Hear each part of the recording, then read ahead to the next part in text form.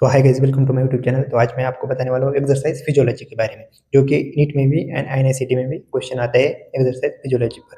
तो exercise two type के रहते हैं, isometric exercise and isotonic exercise. तो आइसोटोनिक एक्सरसाइज हम ये दो भी एक्सरसाइज के एग्जाम्पल देखेंगे भाई। तो आइसोटोनिक एक्सरसाइज का एग्जाम्पल क्या है? Treadmill running.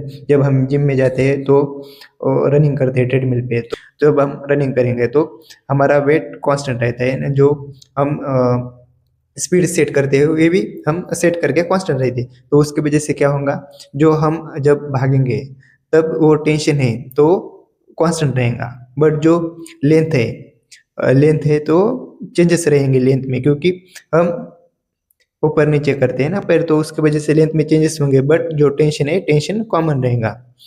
ऐसे याद रखो। आइसोटोनिक, तो iso means constant, tonic means tone. तो क्या कांस्टेंट है? टेंशन कांस्टेंट है इधर। तो क्या चेंजेस है? लेंथ में चेंजेस है, तो ये याद रखो। उसके बाद आता है आइसोमेट्रिक एक्सरसाइज। तो आइसोमेट्रिक एक्सरसाइज क्या है? जब हम पुश करेंगे अगेंस्ट वॉल, जोर से, जैसे मैं जोर से पुश करूंगा तो टेंशन बढ़ रहा है, बट जो लेंथ क्या हो रही है? कांस्टेंट हो रही है। तो एग्जांपल याद रखो, एग्जांपल से आपको याद रहेगा। जब मैं आइसोमेट्रिक एग्जांपल क्या है? पुशिंग अगेंस्ट वॉल, तो इधर क्या होता है? टेंशन इंक्रीज होता है एंड जो लेंथ है वो कांस्टेंट रहती है। The BP changes during exercise. अब जब आइसोटोनिक एक्सरसाइज है तब क्या होगा? आइसोटोनिक एक्सरसाइज हो या आइसोमेट्रिक एक्सरसाइज हो, दोनों में भी सिस्टोलिक ब्लड प्रेशर इंक्रीज रहता है। क्यों? जब हम एक्सरसाइज करते हैं तो हमारा कार्डियक आउटपुट इंक्रीज होता है, उसकी वजह से क्या होगा? सिस्टोलिक ब्लड प्रेशर भी इंक्रीज होगा।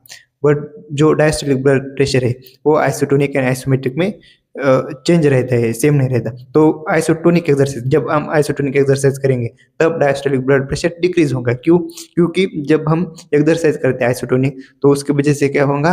पेरीफेरी वैस्कुलर रेजिस्टेंस कम होगा, क्योंकि पेरीफेरी जो ब्लड वेसल है वैसो डायलेट होंगे, उसकी वजह से पेरीफेरी वैस्कुलर रेजिस्टेंस कम होगा, उसकी वजह से क्या होगा? डायस्टोलिक ब्लड प्रेशर कम होगा। तो आइसोटोनिक एक्सरसाइज में सिस्टोलिक ब्लड प्रेशर इंक्रीज होगा, डायस्टोलिक ब्लड प्रेशर डिक्रीज होगा। बट जब आइसोमेट्रिक एक्सरसाइज करेंगे तो जब हम पुश कर रहे हैं अगेंस्ट वॉल से, तो क्या हो रहा है? पेरिफेरल वैस्कुलर रेजिस्टेंस बढ़ रहा है, क्योंकि हम जोर से पुश कर रहे हैं तो पेरिफेरल वैस्कुलर रेजिस्टेंस बढ़ रहा है। जब पेरिफेरल वैस्कुलर रेजिस्टेंस बढ़ेगा तब डायस्टोलिक ब्लड प्रेशर भी बढ़ेगा।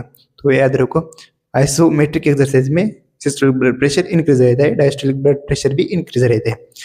कैसे याद रखेंगे? सिस्टोल आइसोमेट्रिक हो या आइसोटोनिक एक्सरसाइज हो, कौन सी भी एक्सरसाइज हो, सिस्टोलिक ब्लड प्रेशर इंक्रीज रहता है, डायस्टोलिक ब्लड प्रेशर आइसोटोनिक में डिक्रीज होगा, आइसोमेट्रिक में इंक्रीज होगा। क्यों? पेरिफेरल वैस्कुलर रेजिस्टेंस बढ़ेगा। Thank you for watching.